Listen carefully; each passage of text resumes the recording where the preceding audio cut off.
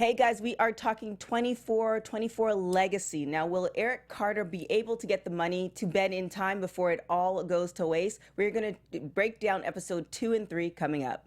You're tuning into the destination for TV superfan discussion, AFTERBUZZ TV. And now, let the buzz begin.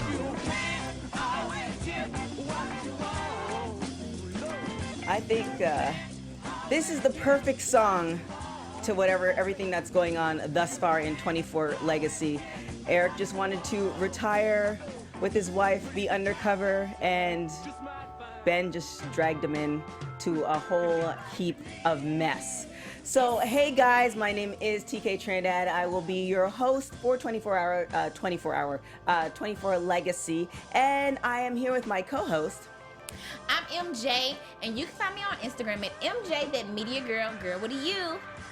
All right, so I have read all your comments. I don't know if you got a chance to read the comments, MJ, but we have a lot of people who are not happy with us. OMG. Yes. What were the comments? Give me the tea. Well, the thing is, you have to be able to. So I'll put it to you like this: if you're a Star Wars fan and you just watched one movie of Star Wars and you put in a commentary on that, people do not like that. Okay. You have to watch all of them. So there are some super fans of 24 that were not happy with, how we went about things. And I already knew that was going to happen, guys. I already knew it. So if you fast forward to the very end, I promised you guys that I would start watching 24 just so I'd be up to speed. So I am now on season 3.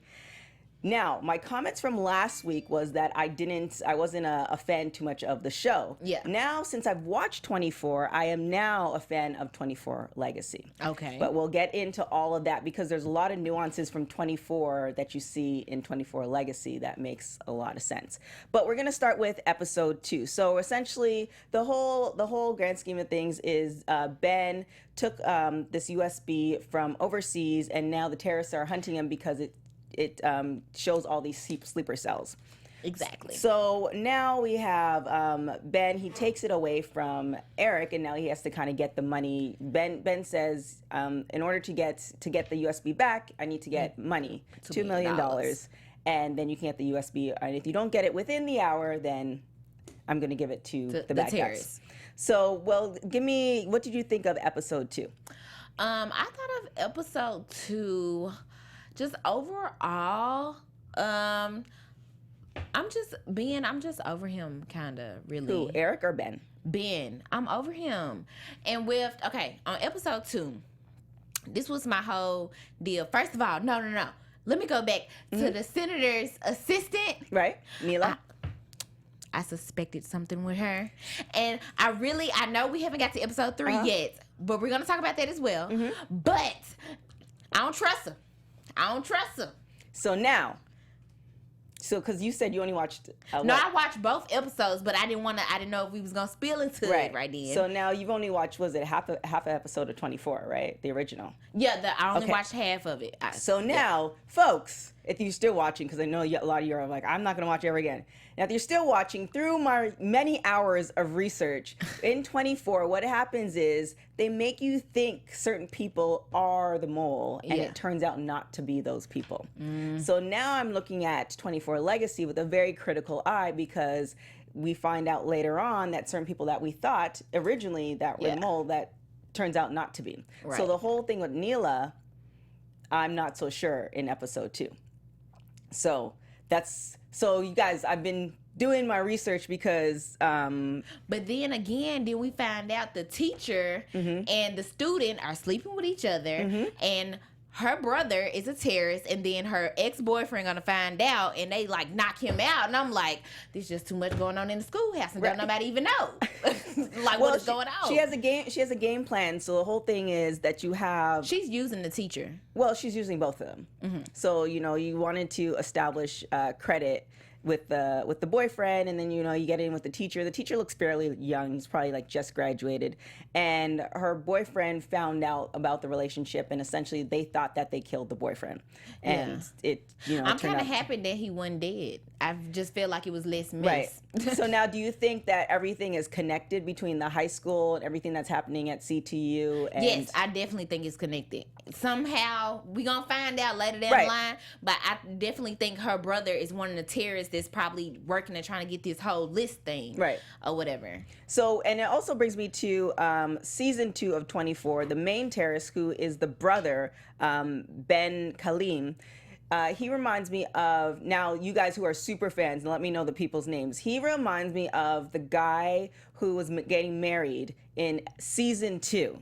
They suspected him as being a terrorist. So for you guys who know who all that is, break it down for me. I'm giving you some facts that I've been watching it. So, be easy. Be easy on I'm catching up. But again, I am now a true fan of 24, so I can't wait to get to the end of it. So now we have Ben Kelly that's going after everybody. So now, do you think it's on a whole? Because the difference is that Ben Kelly is more of I guess a Muslim background, whereas the girl from the high school is more European. Yeah. So I don't know. I'm sure how it's all going to tie out, because it's only 24 hours in the day. Right. So how it all kind of intertwines and makes sense is going to be really interesting as the episodes go on. Just for it to be like a whole season stretched out for 24 hours is just so interesting to me. Like, really, not that much happening in 1 hour. Right. You think so. You think so. But then just think of like life, right? So you're going through your life, and like, for me, my calendar, I have things planned out in the hour throughout the day, and then your mom or your friend or your brother or whoever is also doing these things, and because of society now and social media, we're only two degrees of separation. So something that somebody else might have done or left or whatever, like say you found $1 on the street, how did that dollar get there? But you gotta think about, like, an hour is not that long. It's 60 minutes. Right. Like, you escape from, you break into a police station trying to steal, where you stole $2 million.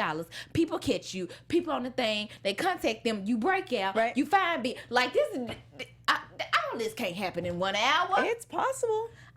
It's possible. So now you've kind of fast forward. So Eric now, decides to contact his brother, who's Isaac, because Isaac's a drug dealer. Now he wants to get the money from Isaac. Isaac says, I don't have the money, but you can probably get the money from this guy who got arrested, and all the money is in evidence. Yeah. So Eric has no choice. He has 24 hours to get Ben his money. So he decides to, which is tying in, what's going on in society and all sorts of stuff. And I love that part. When he was like, how you gonna go to jail? I'm a black man. In the streets. Right. And all it took was one look. Yes. Yeah. So Eric knows the system. He managed to get arrested by police, which is really interesting, because I love the fact that even though, you're playing into what's going on in society, it wasn't both cops doing... Yeah, it was the one good cop, and then the older one was more like, we stopping him and being real aggressive for no reason.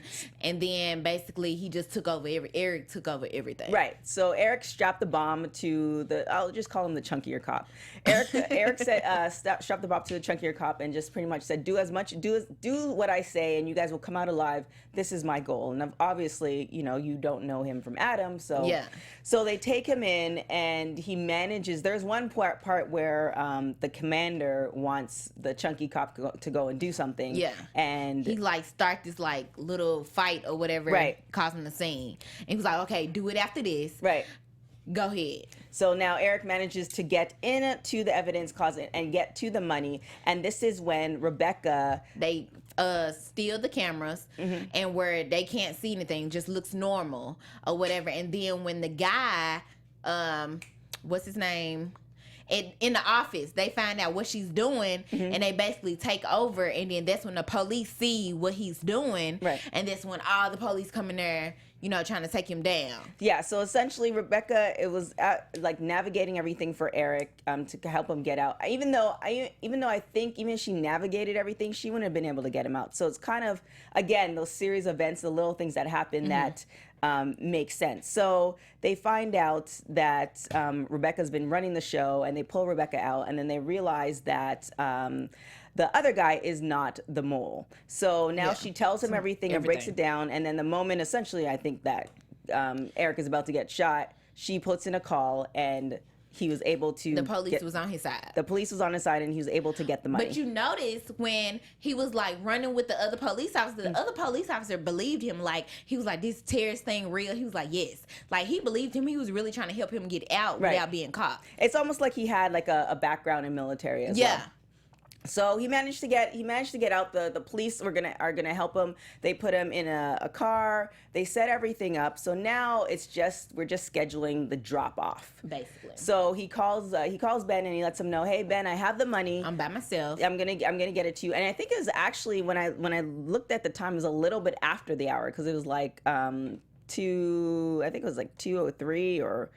No, it was still under the hour. It was like, because that's the third episode. Right. So it was like 2:40.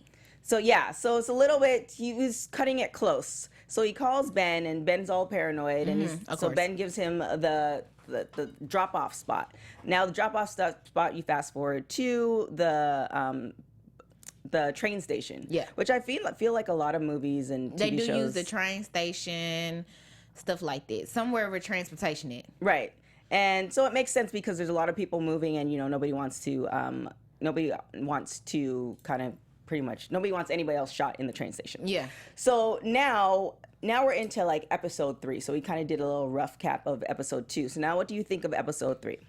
Episode 3, I was so mad, but you had pointed it out. I was like, why didn't they let him get the drive before they start shooting? And then that's when you was like, oh no, there was the terrorists started shooting first.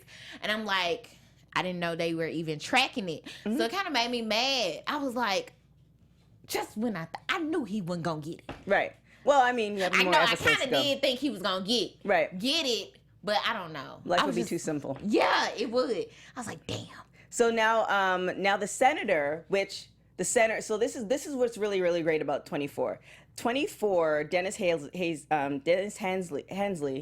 he played a senator in season 1, and he becomes the president at the end of the 24 hours. Okay. And in season 2, he's the president. Okay. So I think it might be a toss-up between him and Morgan Freeman as far as who plays like the black president, but who came first. But he was like the first black president on TV, or one of the first black presidents on TV. So it's really funny how both seasons start with senators in both of them. Trying to be president. So and they're minorities. So it's going to be interesting if this show gets picked up for a second season. If he's going to be president in the next one. Yeah. And also another fun fact, I don't know if you guys know, Keith Sutherland, who is obviously Jack Bauer in 24, he's one of the producers for 24 Legacy.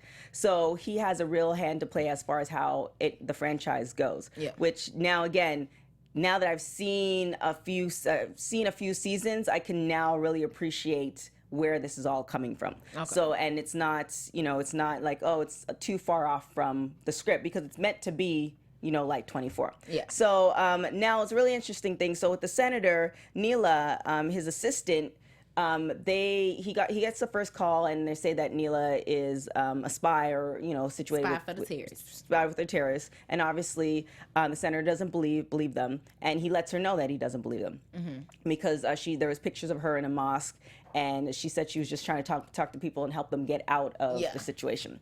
But Rebecca, because she's still involved with CTU. She finds out that Neela is the mole. So now she comes, and she has Secret Service put her in the room. I don't think she the mole now. Well, I don't.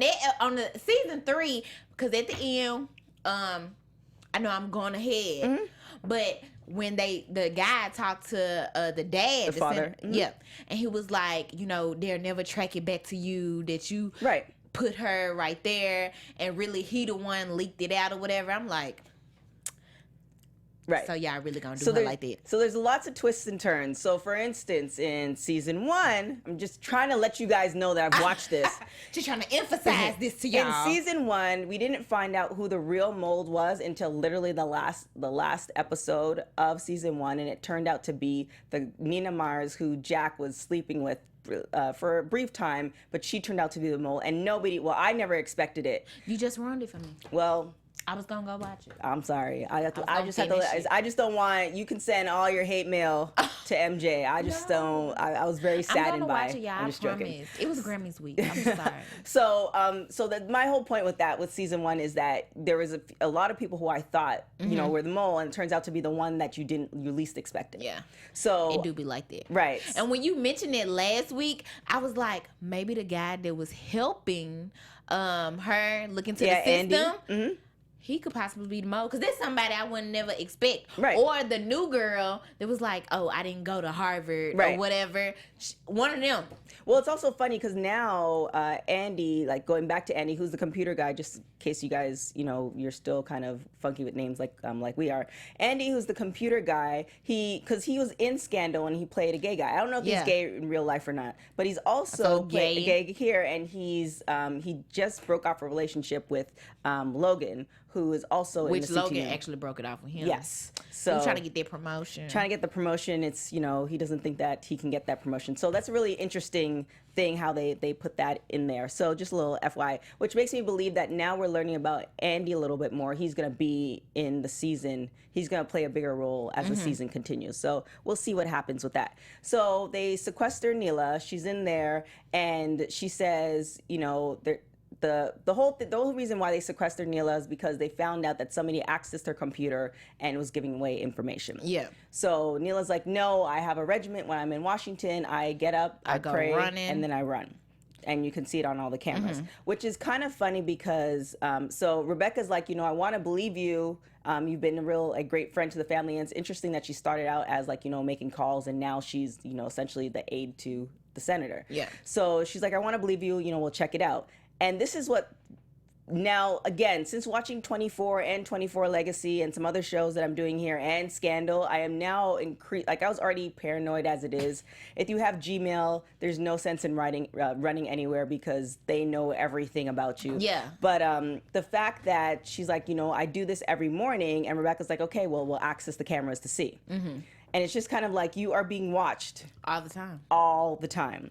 So, they accessed the cameras, and what was funny about that is that the cameras didn't pick up any part of her route, which makes me believe that they erased most of it. And then the one picture that they see of her is her going into the office. And it was at that time. Yeah. And then, you're right. It's like crazy what they can do. But if you think about what Eric said, she was like, they can access that. He was like, they can do everything. Mm-hmm. And it was kind of like to show you, like, they can do everything. They literally erased her from jogging to place the time frame of her coming in the office. And I was like, right. They forewarned us secretly. Yes. So Neela, we don't know what's going to happen to her. That you pretty much left it out there because she's telling Rebecca like no, and it's so hard when it's almost like somebody's cheating on you and you have the proof and you're like that's not me and you're like but. She was like, that's not me. She was like, you need to tell the truth so we can take the death penalty. Right. And it's just like, do I lie to not die? Right. Like, it's so, because either way, you're going to jail at this point. Right. However, again, there might be a twist. I'm sure it's only sure. three episodes, so I'm sure there's going to be a twist. So we're going to see what happens through her. So now let's actually go to Eric and his girlfriend Aisha, and then Eric's wife. So now Aisha. Yeah, I know, it's yikes. So Eric's wife Nicole. So Eric takes Nicole to Eric. So we're going to kind of like do a whole rough cap. So Eric takes Nicole, his wife, to his brother Isaac, who's a big drug dealer, to like have him watch out for her while he's trying to figure this all out and not keep everybody alive, keep the country alive. So in all of that, Isaac's not going to stop business, of course. So he has a major drug deal that's set up, and Aisha, Aisha set up. Yeah. Well, yeah. So then he essentially has that set up, and Aisha's not feeling the whole, the jealousy and all stuff. Yeah, because she heard him talk, was like, I'm just using her for this deal. After Right. this deal over, I'm going to break up with her. And she like, no, it ain't going down like that. So Aisha is doing a double cross, and of course, Nicole picks that up, and she has Eric. Once Eric calls to her cell phone and is like, hey, Eric, can you check this out for me? Yeah. Which leads us to what you were saying when Eric was like, they can check everything. Everything. Which is even more scary because, you figure that, like, I already knew that people can access, like, text messages. Not But just I ain't people. know a phone call. Right. So phone calls. So, folks, just, nothing's sacred. He said, this is the time. Right. This is the number. And literally, whole phone call, listen to the whole thing and send her the message. I was so mad when Aisha came in the room and asked her for her phone, because if it would have been me, I'd be like, no, what you... Yeah, but then you're looking at Aisha and the bodyguard against Nicole. I don't know. It's just me. Maybe it's just me, because I'm like, no, what you need my phone? We already know. If you watched episode 1, we already know MJ. She gonna be in trouble if anything hits. So If you guys are in the my force. mouth. I'm like, what you need my phone for? Yeah, if you guys are in the force, please help her out because she clearly is gonna have some issues. But I secretly think, even though they didn't show it, I think she sent the message before she gave her the phone. Hopefully, because I think she did. Hopefully, she sent it and she deleted it. Because the funny thing was, Aisha took the phone and she gave it to the guy, but she didn't look at the phone. Yeah. So I'm just hoping Sister Girl got a lock code on it. Well, I mean, yeah, but if you're gonna give up your phone and then you have a lock code on it, it's only a matter of time that she's gonna give up the code too.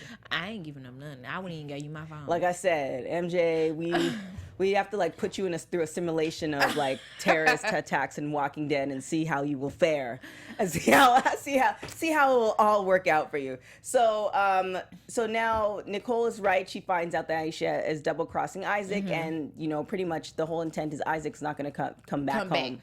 And Nicole's going to be killed in the process. Exactly. So that now leaves us on another cliffhanger. I really think she sent the message, though, before she gave the phone up. I really think. And this is the thing about 24, because if you were just doing a regular show where, it takes, it encompasses like 8 hours or 12-hour day, you wouldn't see all these little nuances. Yeah. So that's a really good thing about a show like this. It's 24 hours. So now it leaves you on like a cliffhanger. I was actually talking to a friend of mine about it. And it's just kind of one of those things that if you are going to stop watching the show, like you can't stop watching, especially if you're going to binge watch, you can't stop watching the show at the end. It's better to stop watching the show in the middle. So then you're not thinking about what's going to happen next. Because now you're thinking of, well, did she send the message? Didn't she send the message? Did the message get delete? Like, what's going to happen? Yeah. So that kind of leaves the cliffhanger there. And then obviously we touched on a little bit. We have the kid that's in school. We thought that, he was dead, and all of a sudden he disappears, which is kind of weird. Because he's laying there.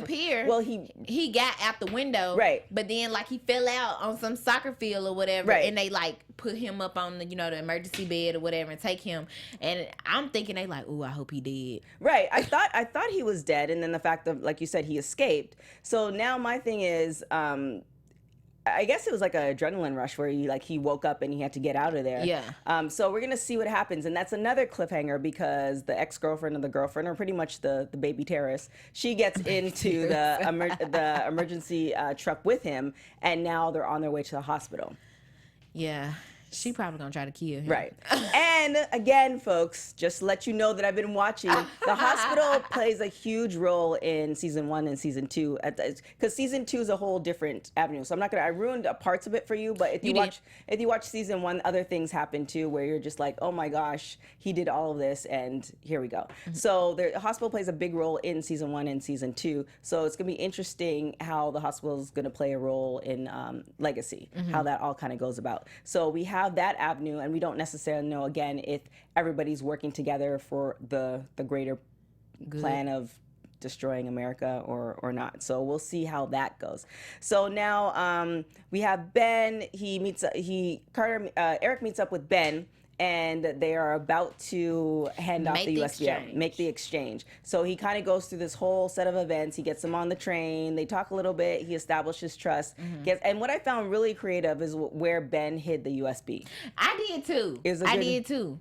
Like, he really had time to go under there, put some cement right there, put a little crafty little hole for it's like USB. Nobody noticed. But then you thought, like, I don't know if you thought that, but when Ben pulled out the knife. I thought he was about to cut him. Right. I did. So So, and it's funny how, like, I guess Eric trusts him enough that he feels like Ben's not going to do it. So because if somebody pulls out a knife, the first thing you're going to do is, right. So it's nice that. But then when they started shooting and he thought he did turn on him or whatever, you saw he hit him real quick. Right. But the thing is, so we're fast forwarding just a little bit. So, Eric is about to give Ben the money, and just like slow-mo. This is the thing I don't like about 24. Now Ben is about to hand the USB to Eric.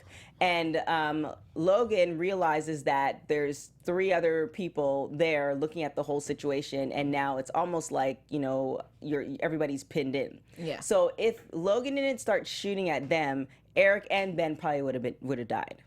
So it's like he has to do that. So backtrack a little bit more. So the USB that Ben had, the terrorists were able to track him through that. So they were following Ben the whole time, and they knew when he got off the train. So now you have. But how was they tracking him at first if the USB had been there? If the USB had been in the box? No.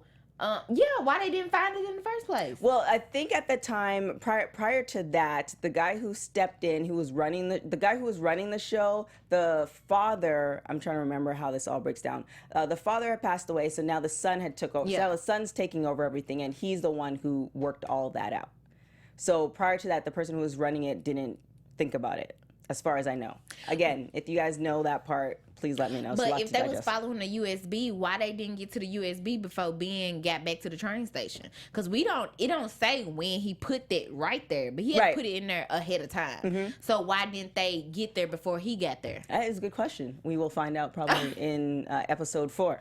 So they track him down. So now it's everybody's pretty much in a gunfight, and now shooting at the train station. Bodies get hit, Logan gets hit, and so now Ben starts running with the money, and he makes sure to take the money. They always gonna take the money. So Ben starts running down the stairs with the USB. I don't know where he thought he was gonna go, but he runs with the USB, and the main guy, Ben Khalib, I think it's Ben Khalib or the secondary in command. He comes and shoots Ben and takes the USB. I thought Ben was dead. I thought so too, but another thing is he didn't take the money.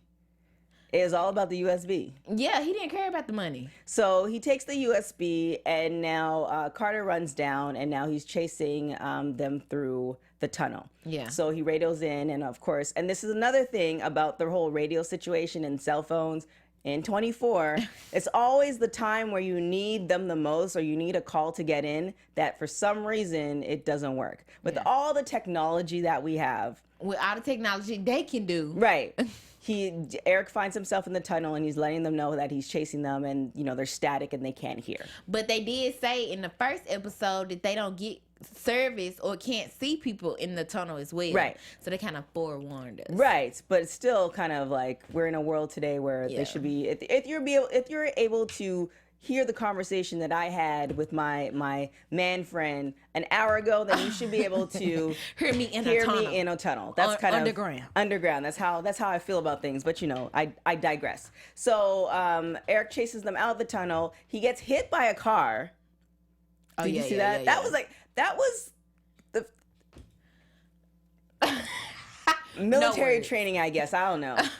So he gets hit by a car. He fully rolls on the car and, is able to regain his senses, and obviously loses them. But it turns out that they're behind some post down the street. But because he gets hit by the car, he's, all over the place.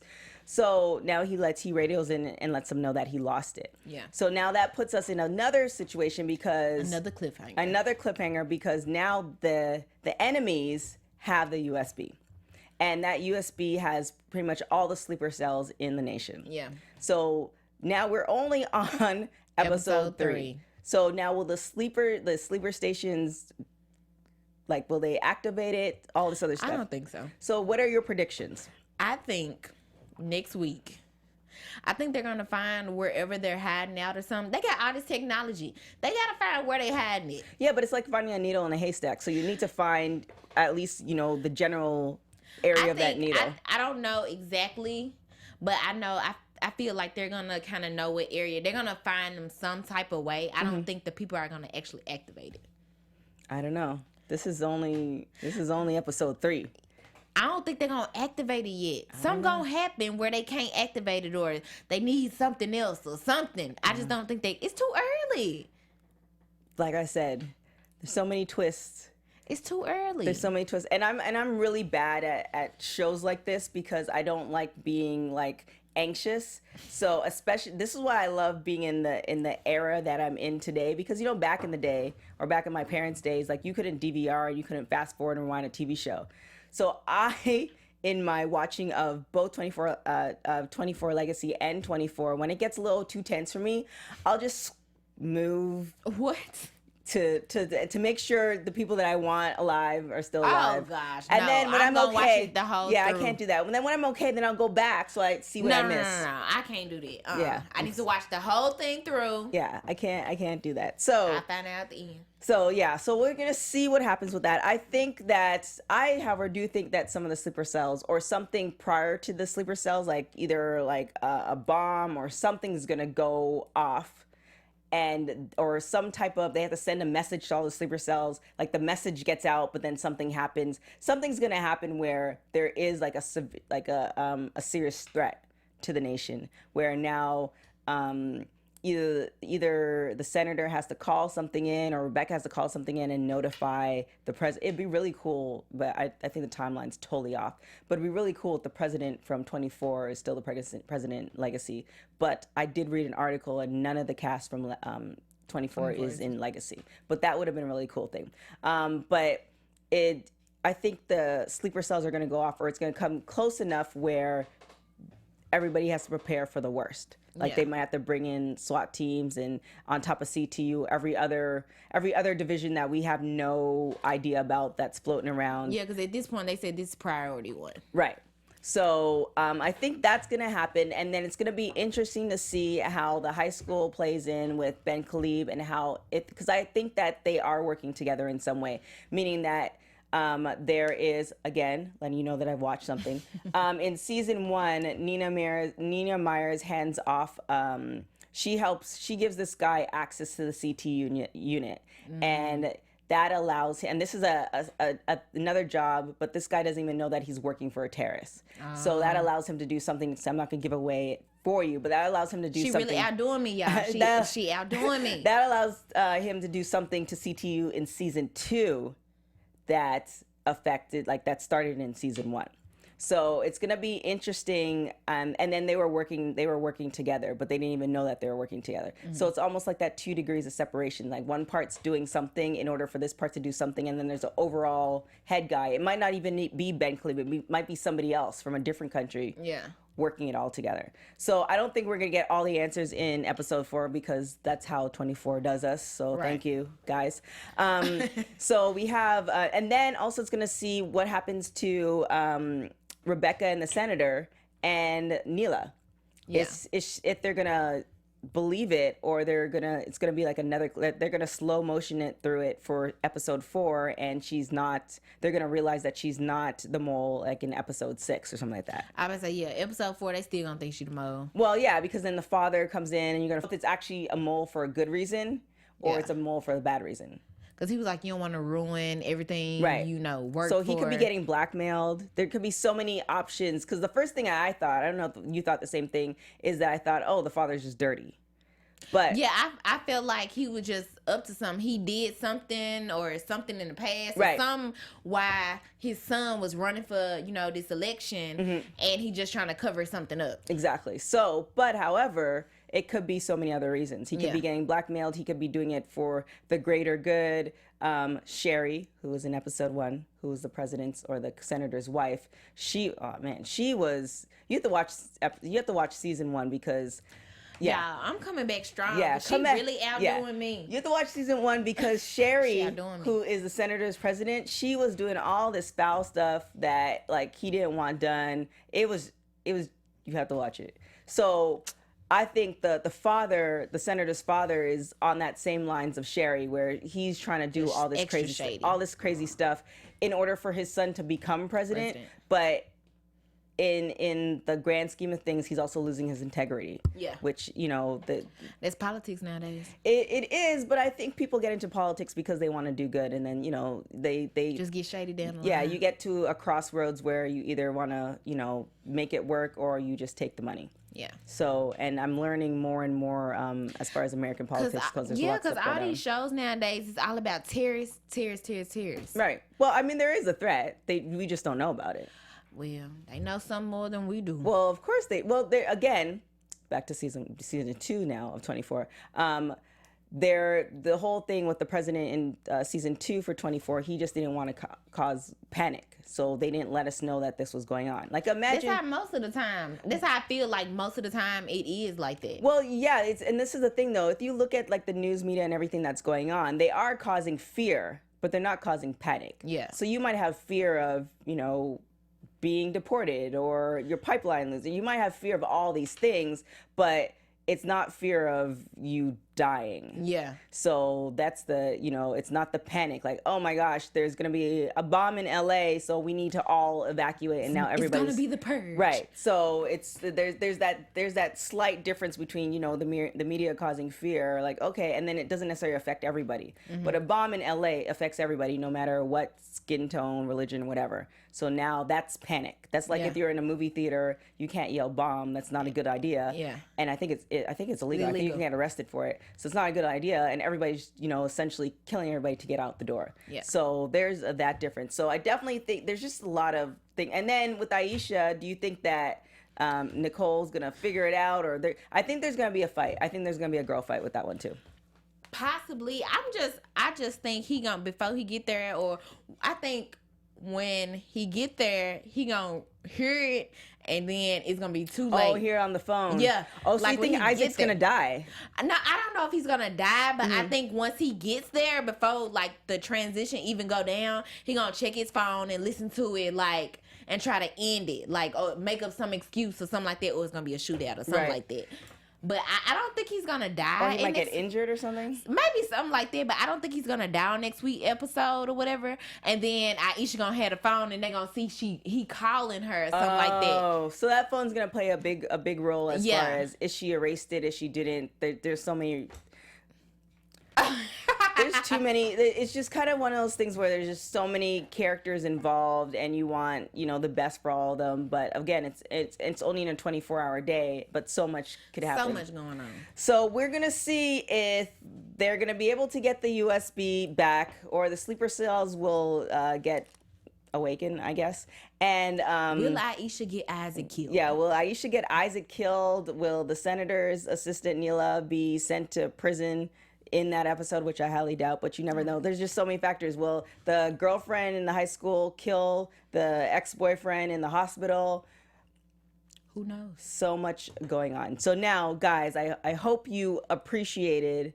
She saw all of season 3. Yeah. Up to season 3 on 24. Yeah, I hope you appreciated the fact that I put in some work. And again, you can feel free, my feelings don't get hurt. Feel free to comment and let me know where I got it wrong, or where I got it right, or if I didn't get it, right Go at all. Go a little easy on me. Just wait till I come back next week, and I'm going to catch up, and she not going to outshine me again. She not. We're going to put in the work for you. And now, again, like I said before at the beginning of the episode, I am now a fan of both 24 and 24 Legacy because of watching. I can fully appreciate it now as far as the breakdown of everything, whereas last week I was just not feeling it, but now I understand the concept beyond the show, and there's no other one like it on air. So I'm definitely excited to see what happens, and I definitely hope the senator does become president. I think kind of like, the little nuances of the storyline is gonna be interesting. But catch us next week. We're going to have another breakdown of episode 4. Now, if you want to, because I have been getting some comments on my Twitter, so if you want to, feel free to send your comments to Twitter to me. You can tweet me and Instagram me and all that other great stuff at TK Trinidad, and let me know, again, if I got it right or got it wrong, or just, hey, I appreciate the due diligence of you putting in hours and hours and hours of TV time for 24. Where can they find you? And you can just find me on Instagram at MJ, that media girl with a U. Just hit me up, but be easy on me because I haven't watched 24 yet. But like I said, I'm coming to shine on TK next week. And guys, don't forget to check out AfterBuzz TV on Instagram and Twitter and the whole YouTube stuff. Feel free to leave as many comments as you want. We were about half and half as far as likes and dislikes last week, so I'm hoping to, a little bit more likes. a little bit more likes. But again, if we're not getting it right, please let me know. We are aiming to please and appreciate the show on all levels. So that is it for us tonight. Again, my name is TK Trinidad, and my name is MJ. And we will catch you later. Same day, same time.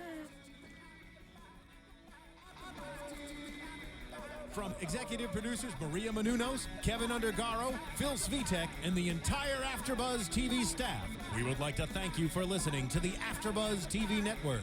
To watch or listen to other after shows and post comments or questions, be sure to visit AfterBuzzTV.com. I'm Sir Richard Wentworth, and this has been a presentation of AfterBuzz TV. Buzz you later. Buzz you later. The views expressed herein are those of the hosts only and do not necessarily reflect the views of AfterBuzz TV or its owners or principals.